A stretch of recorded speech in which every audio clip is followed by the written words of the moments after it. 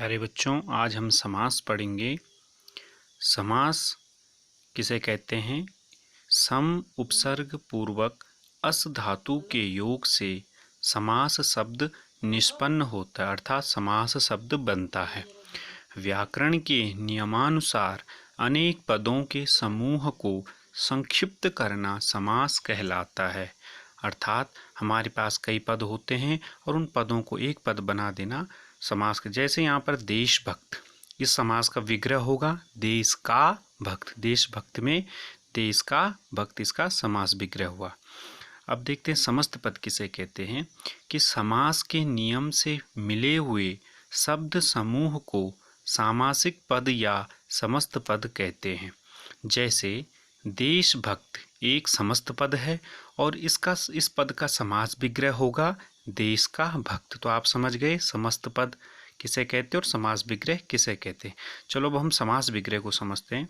समास विग्रह समस्त पद में मिले हुए शब्दों को समास होने से पहले वाली स्थिति में कर देने को ही समास विग्रह कहते हैं। अर्थात समास किए गए पदों को अलग अलग करने की विधि को समास विग्रह कहते हैं। तो आप समझें, जैसे देशभक्त एक समस्त पद है, अब हम इसका समास विग्रह कैसे करेंगे? देश का भक्त।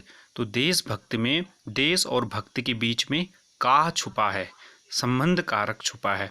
तो देश का भक्त ये इसका समास विग्रह हुआ और समस्त पद हो जाएगा देशभक्त। तो आप समझ गए समास विग्रह का मतलब किसी समस्त पद को अलग अलग करना, उसमें विभक्ति या कौन सा समास छुपा है इसको जानना। आगे समास के भेद देखते हैं। समास के भेद कितने होते हैं। पहला होता है अव्ययी भाव समास। इस समास में पूर्व पद प्रधान होता है, पहले पद की प्रधानता होती है। जैसे प्रतिदिनम, तो प्रत्येक दिन, प्रतिदिनम। तो यहाँ पर आप समझ रहे हैं अव्ययी भाव समास, क्योंकि आगे अव्यय भी लगा है और पूर्व पद की प्रधानता है।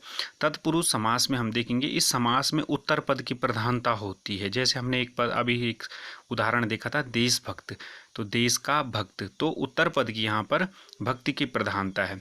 कर्मधारय समास में आप देखें इस समास में पूर्व पद विशेषण और उत्तर पद विशेष्य होता है। जैसे नील कमल, तो नील कमल में नीला है जो कमल, तो नीला उसकी विशेषता बतला रही है, विशेषण है, कमल विशेष्य है। द्विगु समास उसे कहते हैं जिसमें पहला पद संख्यावाची होता है। जैसे चतुर्युगम। बहुब्रीहि समास में अन्य पद की प्रधानता होती है, जबकि द्वंद्व समास में दोनों पद प्रधान होते हैं, जैसे राम और लक्ष्मण। तो ये आप समझ गए समास के